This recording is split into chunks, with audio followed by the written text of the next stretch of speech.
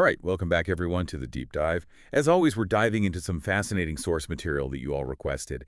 And this time, we're tackling, well, how should I put it? One of those corporate behemoths. That's right. We're looking at Amazon. Exactly, Amazon. Specifically, we're going to be using excerpts that you sent us from the book Working Backwards by Colin, Bryar, and Bill Carr. Yeah, these are not just, people who have opinions about Amazon from the outside. Colin Bryar spent 12 years as a VP at Amazon. He was a close advisor to Jeff Bezos, even described as his shadow. And then we have Bill Carr, also a VP. He was really instrumental in developing and launching Amazon's digital media services like Amazon Music and Prime Video. Okay, wow. So they definitely have the inside scoop. They do. And what's interesting is now they've got their own firm, Working Backwards LLC, where they advise other companies on how to apply these very same principles. So they're taking what they learned at Amazon and, well, they're working backwards, right? Helping others implement these methods. So the book is essentially about, what made Amazon so successful? What are the specific processes and principles that they used? Right. They're unpacking all of that, trying to understand those unique systems that drove Amazon's just incredible growth. Obviously, Amazon gets a lot of attention, some of it, not so positive. But for this deep dive, we're really focused on their internal methodologies, the behind-the-scenes stuff. How did they actually operate? Got it. So it's not about, their public image or their, political controversies. It's about how they work internally. Precisely. And a lot of it boils down to this core belief that Jeff Bezos articulated early on, this idea that over the long term, what benefits the customer also benefits the shareholders. It's not a zero-sum game. It's about playing the long game. Yeah. And the customer experience, that's the North Star, the guiding principle. I like that, the North Star. So where do we even begin with a company as big and as complex as Amazon? Well, I think it's helpful to start with some foundational principles that Bezos himself outlined back in 2018 in a speech. And what's really interesting is that these principles have been pretty consistent going all the way back to his first shareholder letter in 1997. Wow, so these aren't just, trendy buzzwords. They've been ingrained in the company for decades. Exactly. So these core principles are customer obsession. This means prioritizing the customer's needs above all else, even over the competition. Second, a commitment to long-term thinking. They're playing the long game, not chasing short-term gains. Third, a passion for invention. And this includes being okay with failure because it's part of the learning process. Yeah, you can't innovate without taking some risks, right? Right. And finally, a strong pride in operational excellence, doing things right, efficiently, and at a high standard. These are all pretty, admirable, but they're sort of abstract. How do they translate into tangible actions within a huge company? Well, that's what makes it so fascinating. These aren't just slogans. They're actually backed up by very specific, repeatable methods. The working backwards process itself, their product development process, is a perfect example. They actually start with the customer experience they want to create and then work backwards to figure out how to build it. That's interesting. I'm curious to hear more about how all of this actually evolves. Yeah. It's one thing to have these principles and another to actually make them work. Right. And that's what we're going to explore in this deep dive, not just what the principles are, but how the mechanisms that make them work were actually developed. Okay, so take us back to the beginning. What was Amazon like in its earliest days? Okay, picture this. 1995.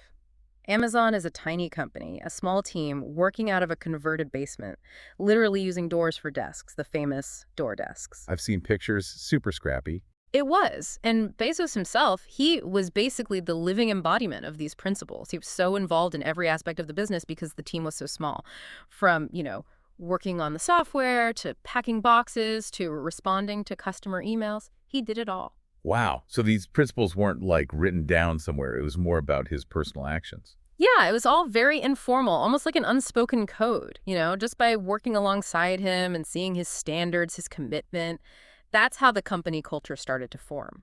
Can you give us some specific examples of how that played out? Sure. One that comes to mind is his must be perfect rule, especially when it came to anything the customer would see. Let's say some display books arrived with slightly damaged jackets. Bezos wouldn't just, tell customer service to apologize. He wanted them to proactively explain to the customer that replacements had already been ordered.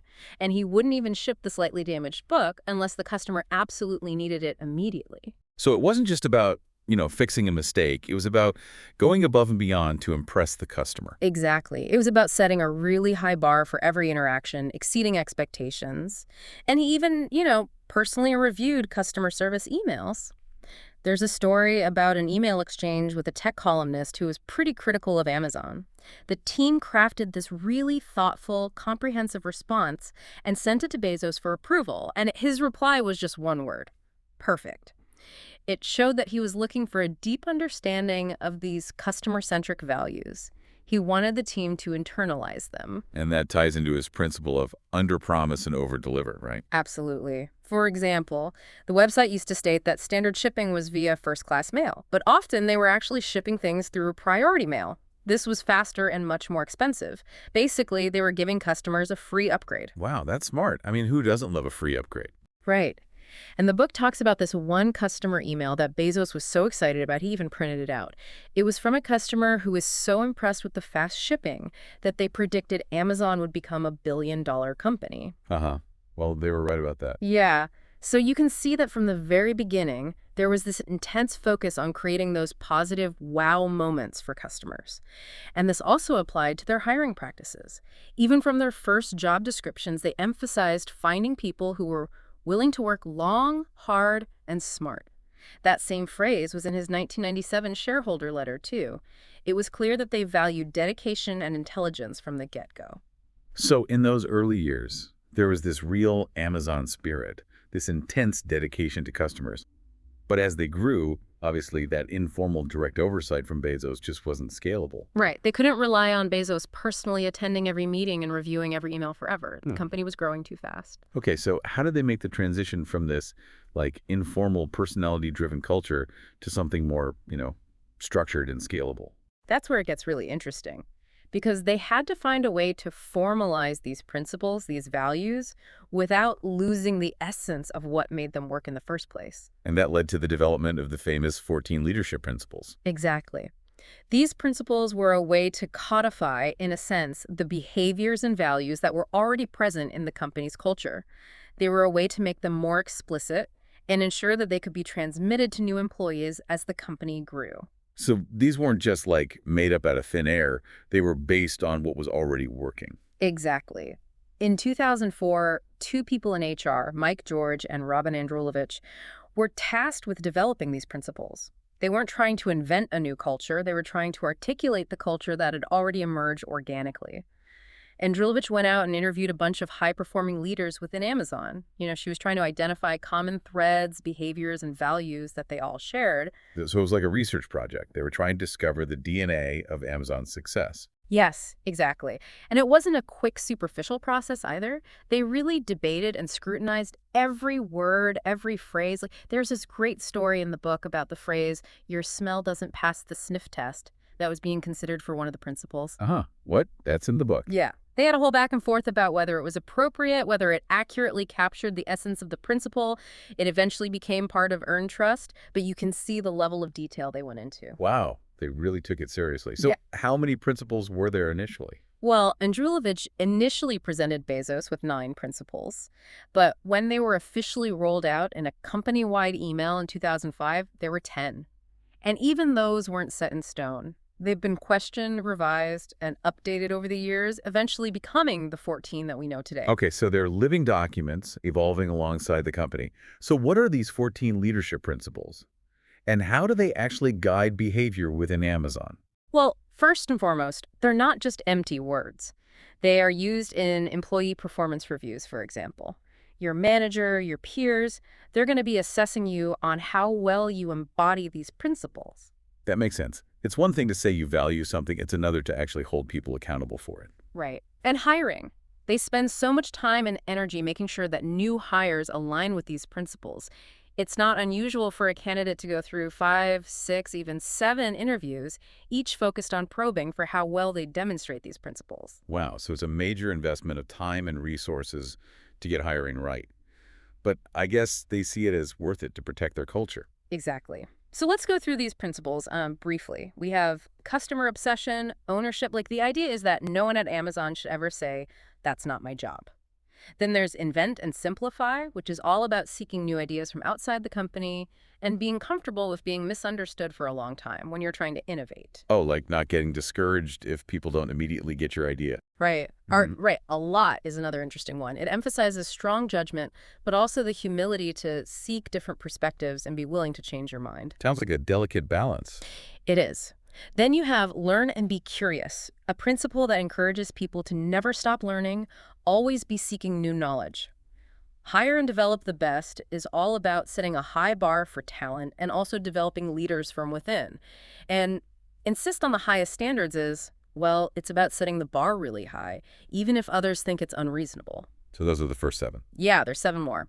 Think big is about being bold, taking risks, and encouraging different ways of thinking. Bias for action means valuing speed, moving quickly. They acknowledge that many decisions are reversible, so it's better to act than get stuck in analysis paralysis. I see. And what about, like, being frugal? I mean, Amazon is this huge company, but they're known for being pretty cost-conscious. Right. That's frugality. It's about maximizing resources, doing more with less. Earned trust is about listening to others, communicating openly, and being self-critical. That's where that smell test idea comes in. Right, the smell test. Okay, what else? Dive deep means that leaders should be hands-on, understanding the details, and being skeptical when the high-level data doesn't match what they're seeing on the ground. And then we have backbone, disagree, and commit, which means having the courage to challenge ideas but then fully committing to the decision once it's made. It sounds like healthy debate is encouraged. It is. And finally, deliver results. This one's all about focusing on the key inputs, delivering high quality, and meeting deadlines. Okay, wow. So 14 principles, each with a lot of depth. But it sounds like these aren't just, isolated concepts. They're integrated into how the company actually operates, right? Absolutely. They inform processes like writing those famous 6-page narratives that Amazon uses for decision-making, and even the press release FAQ method, which we'll talk about maybe another time. Right, another deep dive. Exactly. And then there are even internal awards that reinforce these principles, like the DoorDesk Award for frugality and invention and the Just Do It Award for bias for action. It's all connected. Okay, so we've got the principles, but the book also talks about mechanisms. What exactly do they mean by mechanisms? Right, because principles are great, but as the book says, good intentions are useless without mechanisms. Mechanisms are essentially the processes, the tools, the systems that transform those principles into action. So they're like the gears that make the whole machine work. Yeah, good analogy. And the book highlights 3 core mechanisms: the annual planning process, S-team goals, and stock-based compensation. Okay, let's break those down. What's the annual planning process all about? This is how Amazon sets its goals and allocates resources for the year. It's actually divided into 2 parts, OP1 and OP2. OP1 and OP2, what do those stand for? Well, OP stands for operating plan, and OP1 is all about bottom-up planning. Each team basically develops a detailed plan for the year. This includes looking at their past performance, outlining new proposals, putting together a detailed profit and loss statement, and figuring out what resources they'll need. So each team gets to decide what they want to work on. Up to a point, yes. It's a very collaborative process and intentionally very intense. They really want teams to dive deep and think critically about what they want to achieve. OP1 typically takes 4 to 8 weeks. Sounds like a lot of work. It is, but it's seen as essential to getting everyone on the same page. Then, all these team plans are reviewed by leadership. So it's not just like a free-for-all. There's still top-down guidance. Right, it's all about alignment. The leadership teams, it could be directors, VPs, or even members of the S team, which are the VPs that report directly to the CEO. They review these plans and make sure that they align with the overall strategic goals of the company. They might even send plans back for revisions if they're not aligned. So there's a back and forth to ensure everyone is on the same page. Exactly. And then after the holiday season, which is obviously a huge time for Amazon, comes OP2. OP2. So what happens in OP2? OP2 is all about finalizing the plans. They take into account the actual results from the 4th quarter and any new trends that might have emerged. The main goal of OP2 is to create a clear and formal agreement on each team's objectives, how they're going to measure progress, and the final allocation of resources. Once the OP2 plans are set, any major changes require formal approval from senior leadership. Okay, so it's like they do a draft in OP1, get feedback, make adjustments, and then finalize everything in OP2. Exactly, and it's all documented, very detailed, very thorough. Got it. So the annual planning process sets the overall direction for the year. What about those S-team goals? How do those fit in? Okay, so during OP1, the S team, those are the senior VPs reporting to the CEO, they review all the team plans, and they select the most critical proposals, the ones that are seen as the most essential for the company's success that year, and those become S-team goals. So these are like the top priorities for the entire company. Right. And there are typically a lot of them, they're very granular, meaning very specific, and they're very aggressive. They're meant to push the teams. And they're not just about, like, vague aspirations, are they? They're tied to measurable results. Exactly. They're usually input-focused, meaning they focus on the specific actions and tasks that the teams need to do, because their thinking is, if you do the right things, the results will follow. So it's about focusing on the things you can control. Yeah. And these goals are smart. Specific, measurable, achievable, relevant, and time-bound. The book gives some examples like increasing the number of products in a specific category on the website or improving the average response time for customer service inquiries. Okay, so very concrete, measurable goals. And what happens if a team doesn't meet their S-team goals? Well, there's a formal quarterly review process. Each team has to prepare a detailed report on their progress, and they meet with the S team to discuss it. These are serious meetings, often lasting several hours. This is where that dive deep principle really comes into play. The S team, those senior leaders, they ask tough questions, they expect detailed answers, they want to understand everything. That's right. It is, and to keep track of everything, they use a simple color coding system. Green, yellow, and red. Like a stoplight. Exactly. Green means the goal is on track, yellow means there are potential risks, and red means the goal is in trouble.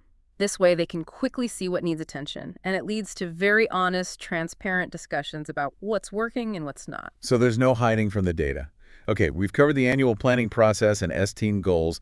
What about that third mechanism, stock-based compensation? Right. This is really interesting. It all comes down to Amazon's belief that leadership compensation should be tied to the long-term interests of the shareholders. And, of course, the customers, right? Yeah. Because they believe those two things are aligned. Exactly. So a large portion of senior leadership's compensation is in the form of Amazon stock. And this stock vests over several years. They don't get huge base salaries or big short-term bonuses. So their wealth is tied to the long-term performance of the company. That's a pretty different approach from many other big companies. It is. Because Amazon argues that those short-term bonuses can actually incentivize the wrong behaviors. You know, things like shifting revenue around to hit quarterly targets, overspending on marketing for a temporary boost, even delaying maintenance or investments to save money in the short term. These things might look good on paper in the short term, but they can hurt the company in the long run. Yeah, like short-term thinking, they can lead to long-term problems. Right. So by tying compensation to long-term stock performance, they encourage their leaders to think about the big picture, to focus on sustainable growth. It also reduces internal competition and hoarding of resources because everyone's success is tied to the overall success of the company. Makes sense. But doesn't that make it harder to attract and retain talent? You know, compared to companies that offer those big upfront bonuses? Yeah, that's a valid point. It's a trade-off. And the book acknowledges that they might lose some people who are more focused on short-term gains, but they're okay with that because they believe that the people who stay are the ones who truly align with their values and are committed to the long-term vision. Okay, so they're willing to make that trade-off. Yeah. Interesting. Now, let's move on to another very distinctive aspect of Amazon's approach. Their bar raiser hiring process. Right. Hiring is something that they take incredibly seriously.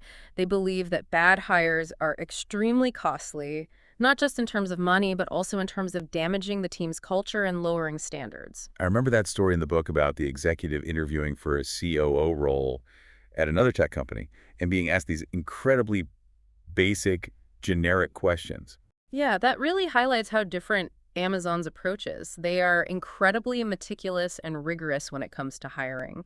It wasn't always this way, though. In the very early days, they focused more on things like SAT scores and trying to find these missionaries, people who were really passionate about Amazon's mission. That makes sense when you're a small startup trying to find people who are truly aligned with your vision. Right. But as they grew, they realized they needed a more robust system.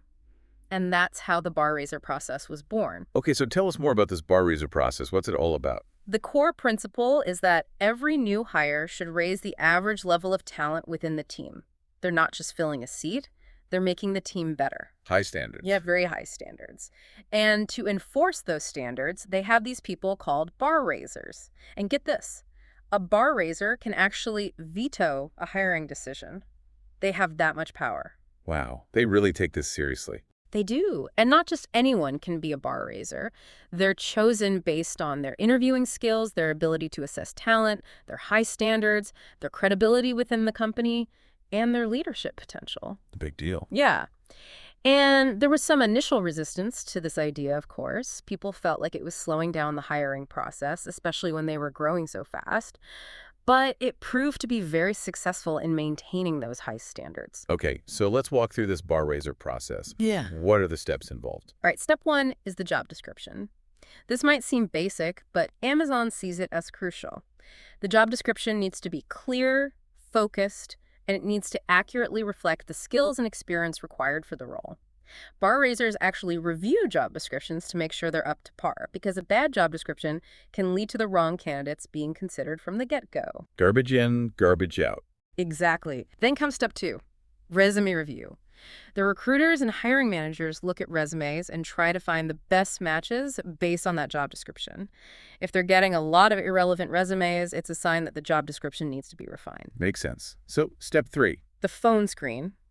This is usually a 1-hour interview with the hiring manager. It's about assessing basic qualifications, getting a feel for the candidate's personality and motivations, and starting to probe for how they align with the leadership principles. So starting to get a sense of, their cultural fit. Exactly. And the book says that usually about 25% of candidates move on from the phone screen to the on-site interviews. They even track these metrics to see if the phone screen is effective in filtering candidates. Data-driven as always. So step 4 is where it gets real, the on-site interviews. Right. These are intense. It's usually a 5 to 7 hour process with multiple interviewers. It includes the hiring manager, a recruiter, and of course, a bar raiser. The other interviewers are usually people who are at least one level below the candidate's potential role, but never their direct reports, because they want to avoid any awkwardness or potential conflicts of interest down the line. Okay, that makes sense. So what happens after the interviews? Step 5. Written feedback. Each interviewer has to write down their feedback, focusing on specific examples and using the STAR method. The STAR method. It stands for situation, task, action, and result. It's a way to structure your feedback and ensure that it's grounded in specific examples, not just vague opinions. Got it. So it's not just like, I like this candidate or I didn't like this candidate. Right. It's about providing evidence to support your assessment. And then step 6 is the debrief and hiring meeting. All the interviewers come together to discuss their feedback. And this is where the bar raiser really gets to flex their muscles, right? Absolutely. They facilitate the discussion, they ask probing questions, they make sure everyone is being objective, and they look for any potential biases that might be creeping in. Like if someone is really pushing for a candidate just because they went to the same school or something. Exactly. The bar raiser is there to ensure a fair and rigorous evaluation. So step 7 is reference checks. Pretty standard. And then finally, step 8 is offer to onboarding. Right, so that's the 8-step process. But within the on-site interviews themselves, they use a very specific technique called behavioral interviewing. Behavioral interviewing. What's that? It's based on the idea that past behavior is the best predictor of future performance. So instead of asking hypothetical questions like, what would you do in this situation, they ask questions that force the candidate to describe specific examples from their past experience. So real-world examples of how they've actually handled things. Right. And each interviewer is usually assigned 1 or 2 of the leadership principles to focus on. So they'll ask questions designed to see how the candidate has demonstrated that principle in the past. Can you give an example? Sure. Like, if an interviewer is focusing on the insist on the highest standards principle, they might ask something like, tell me about a time when your team wanted to launch a new product, but you felt like the plans weren't good enough. What were your specific concerns and what did you do about it? Okay, so it's about getting them to tell a story about a real situation they faced. Exactly. And then they'll use follow-up questions to dig deeper, to understand the candidate's role, their specific contributions, and their thought process. And they use that STAR method, again, to structure their questions. Yeah. They want to understand the situation, the task, the action, and the result. And the book also mentions that they often have technical interviews as well to test specific skills. Right, because skills matter too, not just cultural fit. Of course. And they even train their interviewers on how to handle candidates who try to dodge the behavioral questions. Interesting. So even if someone isn't the right fit for a particular role, they still try to leave them with a good impression of Amazon. Yeah, they see every candidate as a potential customer or a potential referral. Smart. Okay, so let's circle back to the bar raiser. What exactly are they doing throughout this entire process? Okay, so they're not just another interviewer. They're there to ensure the process is being followed, to prevent bad hires, and to set an example for other interviewers. They conduct one of the interviews themselves, they coach the other interviewers, they ask tough questions in the debrief meeting, they look for bias, and they have the final say on whether a candidate meets the bar. Wow, they're like the guardians of the hiring process. Exactly. And they take this role very seriously. They're experts in hiring, they receive ongoing training, and they're overseen by a bar raiser core group, which includes senior leaders like Bill Carr. So it's a very selective, very important role. It shows how much emphasis they put on hiring the right people. It does. They see it as fundamental to maintaining their culture and ensuring their long-term success. All right, so we've covered a lot of ground here. As we wrap up this deep dive into Amazon's working backwards philosophy, what are some of the key takeaways for you? Well, for me, the biggest takeaway is that Amazon's success wasn't an accident. It's built on this incredibly strong foundation of clearly defined principles and the mechanisms that actually make those principles work. They've systematized everything. It's like they've taken these abstract ideas about customer obsession and long-term thinking and turned them into concrete processes that everyone can follow. Exactly, and I think that's a really important lesson for any organization, regardless of its size. It's not enough to just have good intentions. You need systems, you need mechanisms, you need processes that actually make those intentions real. Right. It's about aligning your actions with your values. And it's interesting that they're not afraid to evolve. They've changed the number of principles, they've refined their processes, they're constantly adapting. Yes. The key is to be intentional about it. Don't just copy what Amazon does. Think critically about what makes sense for your own organization, your own goals, and your own values. But the principles of clarity, consistency, and rigorous execution, those are universal. I think that's a great takeaway for our listeners. So if you're interested in learning more about this working backwards philosophy, I definitely recommend checking out the book. There's a lot more detail in there about specific examples, case studies, and the evolution of these principles over time. It's a fascinating read, and it might just give you some ideas about how to apply some of these concepts in your own work or your own organization. It's definitely worth exploring. Thanks for taking this deep dive with us. And thank you, everyone, for listening. Until next time, keep diving.